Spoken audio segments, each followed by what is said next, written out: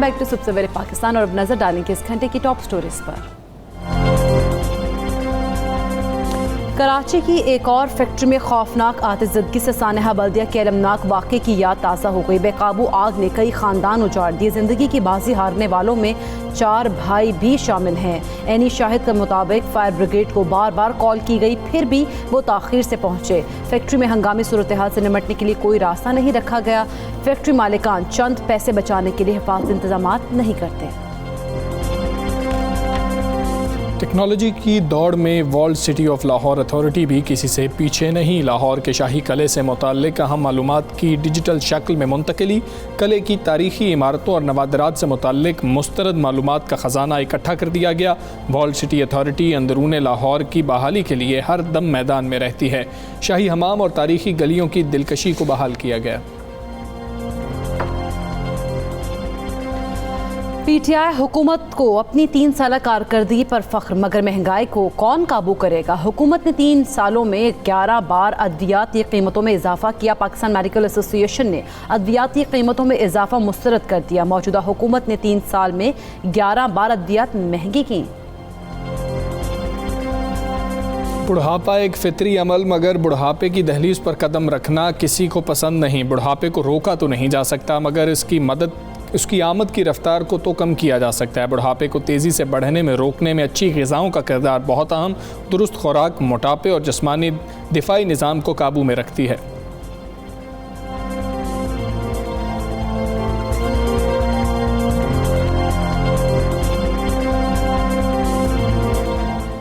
इस घंटे की टॉप स्टोरीज आपने जानी है। आपको बताएं कि टेक्नोलॉजी की दौड़ की अगर बात की जाए तो walled city of Lahore authority भी किसी से पीछे नहीं है। लाहौर के शाही किले से मुताल्लिक अहम मालूमात को डिजिटल शक्ल में मुंतकिल अब किया जा रहा है। बिल्कुल, हमजा किला की जो मुख्तलिफ तारीख़ी इमारतें हैं और नवादरात से मुताल्लिक मुस्तनद मालूमात हैं, उनको क्विक रिस्पॉन्स कोड यानी कि जिसे आप उर्फ़ आम में QR कोड भी कहते हैं, तो उसके ज़रिए हासिल अब की जा सकती हैं। शाही किला में कई तारीख़ी इमारतें हैं जिनमें आलमगीरी दरवाज़ा, शीश महल, नौलखा, मोती मस्जिद, दीवान ख़ास, अहाता शाहजहानी, नाग मंदिर और हवेली माई जिंदा काबिल ज़िक्र हैं। हाँ, ये हवेली माई जिंदा भी जो है वो भी काबिल ज़िक्र है। और walled city of Lahore authority ने इन अहम तारीख़ी हिस्सों से मुताल्लिक मालूमाती बोर्ड तो आवेज़ा कर रखे हैं और किले में सयाहत के लिए आने वाले इन बोर्ड्स पर लिखी तहरीरों की मदद से किसी भी हिस्से के अगर तारीख़ी पस मंज़र की बात की जाए और अहमियत के बारे में बात की जाए तो इल्म हासिल कर सकते हैं, उनको इन्फॉर्मेशन मिल जाती है। इसके लिए सयाहों को मौसम की सख्ती भी बर्दाश्त करनी पड़ती थी और बोर्ड के सामने चंद मिनट खड़ा भी रहना पड़ता है। ताहम अब QR कोड की वजह से ये मालूमात एक लम्हे में आपकी मोबाइल स्क्रीन पर आ जाएंगी। वैसे भी हमें हर चीज़ वही पसंद है जो मोबाइल स्क्रीन पे हो, मोबाइल स्क्रीन के ज़रिए घर में जो है फ्री होम डिलीवरी हो जाए। हमें अब ऐसी चीज़ें पसंद है ना, तो आप अपने मोबाइल में इसको महफूज भी कर सकते हैं। वॉल्ड सिटी अथॉरिटी इससे पहले भी अंदरून लाहौर की बात की जाए बहाली के लिए बहुत से प्रोजेक्ट्स पर काम करती है। बहुत सारे प्रोजेक्ट्स पर काम किया भी है, जिनमें अगर बात की जाए शाही हमाम की, उसकी बहाली हो जाए और पुरानी और तारीखी गलियों की अगर बहाली की बात की जाए, वो तमाम चीज़ें इसमें शामिल हैं कि जिनको उन्होंने ठीक की है। बिल्कुल ऐसे ही है। इसी पर हम बात करेंगे। DG walled city authority Kamran Lashari sahab हमारे साथ मौजूद हैं। कामरान लशारी साहब, अस्सलाम वालेकुम, गुड मॉर्निंग सर। सर, पहले तो ये बताएं कि डिजिटल करने के पीछे सोच क्या थी, वजह क्या बनी कि इसको डिजिटल कर देना चाहिए? देखिए, एक तो सारा ज़माना ही अब डिजिटल हो रहा है और लेटेस्ट टेक्नोलॉजी के साथ जुड़ना बड़ा ज़रूरी है। हुकूमती इदारे ज़रा इसमें स्लो होते हैं, पीछे रह जाते हैं, लेकिन मुझे खुशी है कि हमने किले से काम शुरू किया है और वहाँ के तमाम जगहों को QR कोड पे लाने का प्रोग्राम है, जिसमें से आधी के करीब हो भी चुकी हैं। सो वहाँ पे सिक्योरिटी कैमरास भी आए हैं। फिर हम एप्स जो हैं वो डेवलप कर रहे हैं। कुछ जो हैं फोर्ट रोड फूड स्ट्रीट की डेवलप हो चुकी हैं और इसी तरह दिल्ली दरवाज़े की जानिब हमने वर्चुअल टूर जो है वो क्रिएट कर रखा है।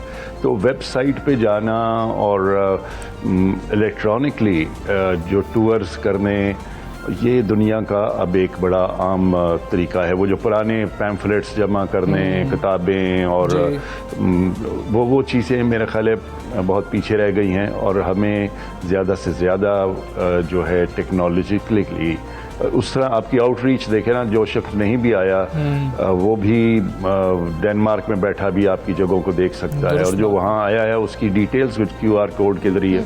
जी हाँ, तो ये है। ठीक है। अच्छा लाशारी साहब, कोरोना से पहले की अगर हम बात करें, 2018 की बात करें, तो तब तक पाकिस्तान के जो तारीख़ी सकाफ़ती मकामात हैं और म्यूज़ियम वगैरह हैं, वहाँ पर गैर मुल्कियों के दौरे बहुत ज़्यादा उसमें इजाफा देखा गया था। आप ये इजाफा कितना हौसला अफजा समझते हैं? और अब हम अगर दोबारा बात करें इस मोमेंटम की, तो उसको कैसे हासिल किया जा सकता है? वही वाली चीज़ को दोबारा हम अगर देखें तो देखिए, ये कोविड से तो अब सारी दुनिया मुतासर हुई है और यूरोप जाना भी कोई आसान नहीं आपस, लेकिन बड़ी खुशाइन बात है कि उससे पहले जब से वज़ीर आज़म ने टूरिज़म में ख़ास दिलचस्पी देना शुरू की, बहुत सारे अदारे मुतहरिक हुए, तो हमने देखा गिलगित बल्तिस्तान से लेकर कराची तक हर जानब एक जोश व खरोश और एक काम काज इस पे हुआ और उसका नतीजे भी नज़र आने शुरू हुए और लोग जो हैं काफ़ी हद तक, मैं अपने मुल्क में तो बहुत ज़्यादा इंटरनल टूरिज़म तो कोविड में भी बहुत बढ़ गई है, लेकिन जो एक्सटर्नल है, जो बाहर का टूरिस्ट है, वो कोविड से पहले काफ़ी आना शुरू हुआ और हमने वॉल्ड सिटी में भी देखा, हमारी गलियों तक जो है वो अंग्रेज़ लोग जो हैं बहुत आ रहे थे, यूरोपियंस आ रहे थे, एम्बेसडर्स थे, दूसरे थे और ख़ास तौर पे गिलगित बल्तिस्तान एरियाज़ दे रमेन ऑल टाइम फेवरेट, तो वहाँ तो बेशुमार लोग जा रहे थे। लेकिन हमें इस कोविड में और जो चीज़ें सीखनी हैं, समझनी हैं कि ये हमें एक रेस्ट पीरियड नहीं समझना चाहिए, बल्कि काम और करके तैयारी पकड़नी चाहिए कि अगर आज बहुत सारे लोग तो उसके लिए होटल और इंफ्रास्ट्रक्चर और सफाई सुथराई देखभाल जो SOPs हैं उनको इन पोजीशन लाना है, ताकि अगर आज बिलफर्ज 10-20 हज़ार लोग लाहौर में आ जाएं जो फॉरेनर्स हों, तो उनके लिए इतने कमरे, उनके लिए इतनी ट्रांसपोर्ट, उनके लिए so much that we have to do. बिल्कुल ठीक है। लाशारी साहब, अंदरूनी लाहौर की बात करें, इस वक्त किन किन मजीद प्रोजेक्ट्स पे काम हो रहा है वो ज़रा बता दें। मस्ती गेट और बेगम शाही मस्जिद की बहाली का काम कहाँ तक पहुँचा? देखिए, बेगम मस्जिद, जिसको मरियम मस्जिद भी कहते हैं, ये मुगलों की सबसे पुरानी मस्जिद है, जहांगीर की वालदा की नाम से मंसूब है।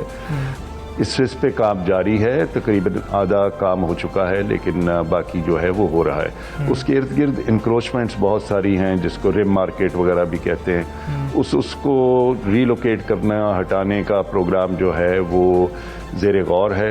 वो एक मुश्किल काम है, लेकिन उस पर भी काम हो रहा है। उसके अलावा सुनहरी मस्जिद जो है वो कश्मीरी बाज़ार में, और आजकल हम ये कश्मीरी बाज़ार का एरिया जो है ये हमारा फ़ेज़ 4 कहलाता है, पहले 3 फेज़ हो चुके हैं, तो इस सारे एरिया को हम ठीक कर रहे हैं, उसकी सड़कें, मकानात, दुकान, और उसी में ये सुनहरी मस्जिद आती है और ये तकरीबन मुकम्मल हो चुका है, तो ये भी हो गया है। इसी तरह मोती मस्जिद जो किले के अंदर है वो नए सिरे से कंजर्वेशन उसकी हुई है और किले के अंदर तो कम से कम 8-10 जगहों पर काम हो रहा है और बहुत सारे मुकम्मल हुए हैं, बहुत सारे हो रहे हैं। और सफाई सुथराई जो है हर प्रोजेक्ट का हमारा हिस्सा है। सिर्फ इमारत को ठीक कर देना काफ़ी नहीं है, बल्कि वहाँ की मेंटेनेंस, वहाँ की सड़क, वहाँ के लोगों का आना। अब आपको किले में भी जहाँ हज़ारों लोग रोज़ाना जाते हैं, बामुश्किल कोई एक लफाफा भी नज़र आएगा। ये बहुत मैं एक खुशाइन बात समझता इसको। इसी तरह हमारे रॉयल ट्रेल, जहाँ दिल्ली दरवाज़े की सड़कों के अंदर आप जाइए, वहाँ कोतवाल, वहाँ पर हमारा माशकी, वहाँ पर हमारे सफाई वाले, और बावजूद इसके कि इतनी गुंजान जगह है, अल्हम्दुलिल्लाह अब लोग भी तावन करना शुरू हुए हैं और वहाँ पर गंदगी नज़र नहीं आती। बिल्कुल ठीक है। लाशारी साहब, बहुत शुक्रिया आपका। सबसे पहले पाकिस्तान से आप बात कर रहे हो, जिस तरह से डिजिटल करने के हवाले से बात हुई, बहुत ज़्यादा ज़रूरी है। और वाकई वो ठीक कह रहे हैं, अगर कुछ शख्स डेनमार्क में बैठा हुआ है तो उसको भी पता लग रहा है, और वो देख कर ऐसे ही होता है। आप किसी भी चीज़ से देखें, ऐसे ग्रुप्स बने हुए हैं कि वहाँ पर जब उन मकामात को शेयर किया जाता है तो लोग प्लान करते हैं कि अब हम इस जगह पर जाएंगे। जो सयाहत के शौकीन लोग हैं, जो सयाह हैं, जो जाते हैं मुख्तलिफ ममालिक के अंदर, वो फिर उस जगह को पिन पॉइंट करते हैं कि यार अब मैंने नेक्स्ट टूर यहाँ पर करना है। क्योंकि उसकी हिस्ट्री जब वो देखते हैं, कहते हैं इतनी ज़बरदस्त हिस्ट्री है उसके ऊपर, फिर वो काम इतना हो रहा होता है, तो फिर उन लोगों में भी इंटरेस्ट डेवलप होता है कि भाई हमारा जो नेक्स्ट टारगेट है ना वो ये प्लेस है। बात करेंगे कराची के अफसोसनाक वाक़े की, जिसने सानहा बल्दिया की याद ताज़ा कर दी। कोरंगी के इलाके मेहरान टाउन में वाक़या केमिकल फैक्ट्री में गुज़श्ता रोज़ सुबह 10 बजे के करीब आग लगी, तो जो देखते ही देखते पूरी फैक्ट्री में फैल गई और इसने कई ख़ानदानों को अपनी लपेट में लिया है। एक ही ख़ानदान के मतलब 4 सगे भाई जहाँ भाग हुए हैं। बिल्कुल, बड़ा मतलब बहुत ही बहुत अफसोसनाक। और एक जो मज़दूर है उसके वालिद को जब ये पता लगा, उनको हार्ट अटैक हुआ और वो भी इस दुनिया से चले गए। और बेकाबू आग ने इतने ख़ानदान उजाड़ दिए हैं, और एक ही ख़ानदान के 5 अफराद भी जाँ बहक हुए।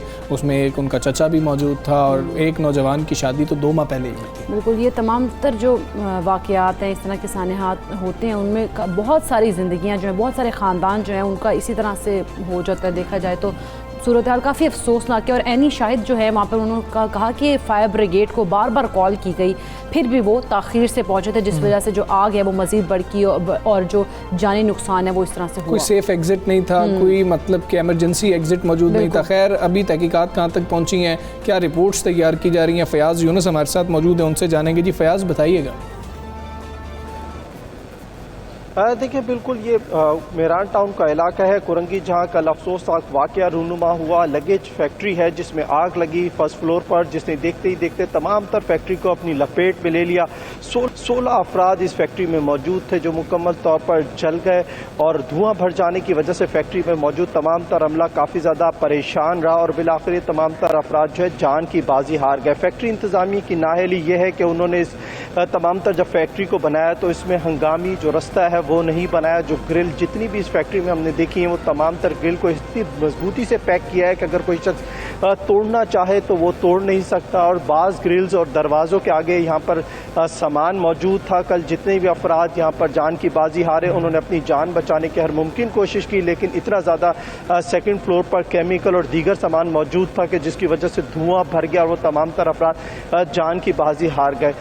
पुलिस ने फौरी तौर पर इब्तदाई रिपोर्ट तैयार की, जिसके बाद अब जो है कुरंगी सनती एरिया थाने में जो है फैक्ट्री इंतज़ामिया के खिलाफ मुकदमा 322 दफ़ा के तहत जो है दर्ज कर लिया गया है, क्योंकि पुलिस का कहना है कि इस फैक्ट्री में जो है SOPs की खिलाफ वर्जी की गई थी, फायर सिस्टम नहीं था, हंगामी रास्ते मुकम्मल तौर पर बंद किए हुए थे। जो टॉप फ्लोर जो छत का रास्ता था वो भी बंद था। इस वक्त हम देख रहे हैं कि जो इलाके की सूरत हाल है काफ़ी ज़्यादा सोगवार है, लोग यहाँ पर आ रहे हैं, गमज़दा हैं, परेशान हैं, और उनका यही कहना है कि कल वो कोशिश करते रहे, फायर ब्रिगेड से बार बार राब्ता करते रहे, लेकिन फायर ब्रिगेड की जो पहली गाड़ी आई उसने कहा कि सिर्फ इस फैक्ट्री में धुआं है, और जो चौकीदार था वो बहुत सुकून से बैठा हुआ था। और उनका यही कहना है कि इन तमाम तर वाक़यात की रोकथाम के लिए चौकीदार और फैक्ट्री के खिलाफ जो है कार्रवाई की जाए, और कुरंगी समेत जितने भी कराची में फैक्ट्री हैं उनमें तमाम तर जो SOPs जो गवर्नमेंट की जानिब से बनाई गई ठीक है। फ़याज़, बहुत शुक्रिया आपका। सुबह सवेरे पाकिस्तान को आप आगाह किया जो वहाँ की सूरत हाल है। हम बात करेंगे साबिक एडमिनिस्ट्रेटर कराची फ़हीमुज़्ज़मा सिद्दीकी साहब इस वक्त हमारे साथ मौजूद हैं। फ़हीमुज़्ज़मा सिद्दीकी साहब, अस्सलामु अलैकुम, गुड मॉर्निंग सर। सर, बहुत सारे सवालात उठते हैं जो आम आदमी के जहन में आते हैं। बतौर साबिक एडमिनिस्ट्रेटर कराची, आपके जहन में कौन से सवालात जन्म लेते हैं? और आपके पास तो उनके कुछ जवाबात भी होंगे। ख़ास तौर पे हम फायर ब्रिगेड की बात करते हैं कि वो हमें टाइम पे मिल ही नहीं पाती, अगर कोई सानेहा हो भी जाता है तो।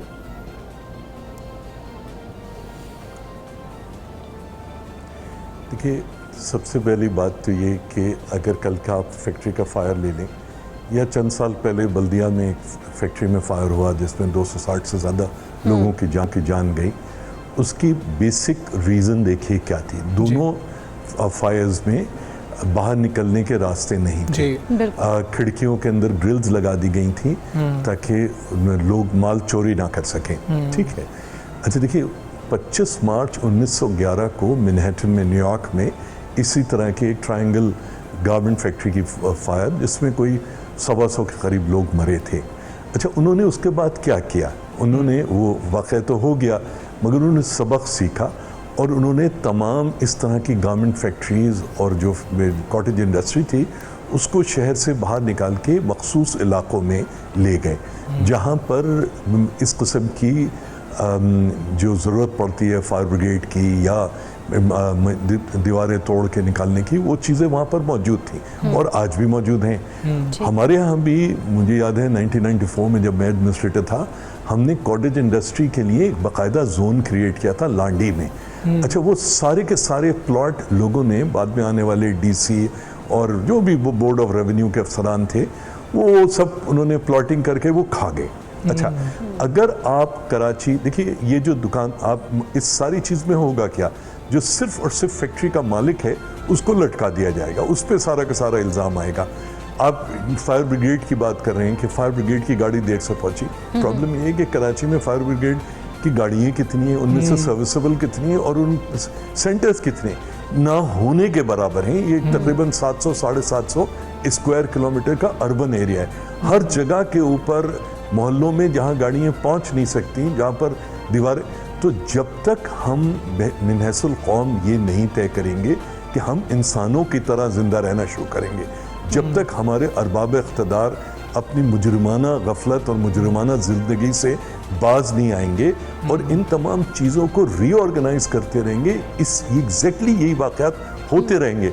ना फायर ब्रिगेड पहुंच पाएगी, फैक्ट्रियों में चोरी होती है, लोग ग्रिलें लगा देते हैं, ग्रिल लगाते हैं। वो जब बल्दिया फैक्ट्री का फायर हुआ था, मैं उस वक्त वहाँ पर मुझसे कई टेलीविज़न चैनल्स ने ऑन द स्पॉट जो है इंटरव्यू किया था, तो मैंने उन सबको ये कहा था कि आप आसपास नज़रें दौड़ाएं, मुझे बताइए किसी एक फैक्ट्री जो मौजूद है, क्या उसमें से किसी एक फैक्ट्री की भी जो खिड़की है उनमें ग्रिल्स नहीं लगी हुई? आप सबसे पहले इन ग्रिल्स को ख़त्म कराओ, और इन ग्रिल्स को ख़त्म कराने के लिए ये ज़रूरी है कि आप सिक्योरिटी का सिस्टम शुरू करो। आप वहाँ पर अच्छा, ये तमाम चीज़ें बहसियत कौम इकोनॉमिक एक्टिविटी जनरेट करती हैं, इकोनॉमिक एक्टिविटी जनरेट करती हैं, तो उससे लोगों में खुशहाली आती है, तो इसमें से कोई नुकसान का काम नहीं है। लेकिन सर, जिस आपने बल्दिया के जो एग्जांपल दिए, उससे इस तरह के जो वाकयात हैं, हम इनसे सबक क्यों नहीं हासिल करते? फैक्ट्रीज में फायर सेफ्टी की अगर बात की जाए, उसके प्रोटोकॉल्स का ख्याल क्यों नहीं रखा जाता? इदारे इतने डिसफंक्शनल क्यों हैं? देखिए, नहीं, देखिए इसलिए नहीं किया जाता कि हम एक आदमी ने फैक्ट्री लगाई। देखिए, फैक्ट्रीज या इकोनॉमिक एक्टिविटी एक बहुत ज़रूरी चीज़ है लोगों को रोज़गार के लिए, आपको फॉरेन एक्सचेंज कमाने के लिए, सारी, मतलब ये जुर्म नहीं है, फैक्ट्री बनाना जुर्म नहीं है। अच्छा, अब फैक्ट्री को अगर मैं, तो सबसे पहली बात तो मैं फैक्ट्री के मालिक को किसी तरह से बरीउज़्ज़मा नहीं करार दे रहा, उसकी गलती, उसकी जो गफलत है वो अपनी जगह पे है, मगर एक जो बड़ी गफलत है वो उस इलाके के डिप्टी कमिश्नर, उस इलाके के SHO, क्योंकि ये तमाम चीज़ें बल्दियाती इदारों, KDA, ये इन तमाम की नाक के नीचे हो रही हैं, आज भी हो रही हैं। कल एक फैक्ट्री में लगी, आज अगर किसी और फैक्ट्री में आग लग जाए, नतीजा बिल्कुल मुख्तलिफ नहीं होगा। तो हम ये सीखते क्यों नहीं है? देखिए, मेरा और आपका, मेरा ताल्लुक भी मीडिया से, आपका भी ताल्लुक मीडिया से, हम जो फोर्थ पिलर ऑफ स्टेट कहलाते हैं, वो इसीलिए कहलाते हैं कि हम अकल के अंधों को ये समझाएं कि भाई ये मसाइल, ये फायर फाइटिंग से नहीं हल होंगे, ये मसाइल उस वक्त होंगे जब हम चीज़ों को ऑर्गेनाइज करना शुरू करेंगे। कराची 3,500 स्क्वायर किलोमीटर का शहर है, उसमें से सिर्फ 700-750 स्क्वायर किलोमीटर जो है वो अर्बन है। तो भाई, कराची में अगर जगह मौजूद है तो आप कॉटेज इंडस्ट्री क्यों नहीं डेवलप करते? आप जहाँ पर कॉटेज इंडस्ट्री है वहाँ पर लॉ इन्फोर्स क्यों नहीं कराते? लेबर डिपार्टमेंट कहाँ है? इंडस्ट्रीज के डिपार्टमेंट कहाँ है? रेजिडेंशियल अगर एरिया है तो KDA कहाँ है? ये मेरान टाउन पे मैं कल से ये रोना सुन रहा हूँ, ये बिल्कुल हकीकत है कि ये ज़्यादातर जो ओवरसीज़ पाकिस्तानी से, उन्होंने अपना पैसे इन्वेस्ट किए थे, वहाँ पे सारे कब्जे DC, KDA सब ने मिलकर कराए और पैसे बनाए। तो आप मुझे बताइए, आप इस तमाम चीज़ में ना, मैं किसके हाथ पे अपना लहू तलाश करूं, ये वो वाली बात है। ठीक है सिद्दीकी साहब, कल ऐसा हुआ कि वज़ीर आला सिंध ने नोटिस भी ले लिया, उन्होंने जो है दुख का इजहार भी किया, दूसरी जानिब से ऐसी बातें आई कि जी कि इनको 25 लाख रुपया दिया जाना चाहिए फ़ी कस, अगर हम बात करें तो जिसकी जान चली गई उसकी फैमिली को। लेकिन हम सानेहात से सीखते नहीं हैं, हम क्यों नहीं सीख पा रहे हैं? हमें मज़ीद कितने सानेहात चाहिए? क्या इसका कोई आसान सीधा सा हल है जो सियासतदानों को समझ आ जाए? हमारे जो चीफ मिनिस्टर साहब हैं, वो पंजाब के चीफ मिनिस्टर साहब नहीं हैं, वो NED इंजीनियरिंग यूनिवर्सिटी के ग्रेजुएट हैं, वो स्टैनफोर्ड के और उसके अमेरिका के मास्टर्स किए हुए हैं। अगर उनको भी ये बात नहीं समझ में आती कि दुख के इजहार से कोई फर्क नहीं पड़ता, भाई अगर आपने कुछ करना है, इस दुख का मुदावा करना है, तो आपके हाथ में, आप चीफ एग्जीक्यूटिव हो, आप कॉटेज इंडस्ट्री के साइट के जैसे आपने बनाए हैं, आप उस तरह के जोन्स बनाएं, वहां पर प्रॉपर विजिलेंस रखें। जिन लोगों की जिम्मेदारी है अगर वो चीजें नहीं इंप्लीमेंट होती हैं उनको टांगिए, उनको एम्प्रेस मार्केट पे टिकटिकी लगा के कोड़े लगाइए। मगर इस हालत में कि रेजिडेंशियल एरिया में एक फैक्ट्री थी, वो लेबर डिपार्टमेंट कहता है, इंडस्ट्री कहता है जी हमारा तो किसी को बता। मुझे ये बताइए अगर ये रेजिडेंशियल एरिया में फैक्ट्री थी तो ये कितना एक्साइज ड्यूटी देती होगी, कितना सेल्स टैक्स देती होगी, ये तो कुछ भी नहीं करती होगी ना। ये तो आपका रेवेन्यू लॉस भी है। तो अपने आप को मिन हैसुल कौम मुनज़्ज़म कीजिए। लोगों को आप इस वक्त सब्जी मंडी के पास 2200 गज का प्लॉट 14 करोड़ रुपए का है। कुरंगी इंडस्ट्रियल एस्टेट में 1 एकड़ का प्लॉट कम से कम 15 करोड़ रुपए का है। ये कौन बेचारा जिसकी टोटल फैक्ट्री की या टोटल इंडस्ट्री की कॉस्ट जो है वो 50 लाख या करोड़ रुपए, वो कैसे यहाँ पर वो लगाएगा? बिल्कुल ठीक है। फेमस ज़ुबान सिद्दीकी साहब, बहुत शुक्रिया आपका। सुबह से आप बात कर रहे थे और पता नहीं हमें कितने सानेहात चाहिए कि हमारी आंखें खुलेंगी और हम सिर्फ रिपोर्ट तलब करेंगे और 8-10 दिन में जब मामला पीछे हट जाएगा, नज़रों से ओझल हो जाएगा, तो उसके बाद शायद वो रिपोर्ट भी कभी सामने नहीं आएगी और उस पर अमल होना तो फिर क्या ही बात है। हम एक ब्रेक लेते हैं, ब्रेक के बाद वापस आएंगे।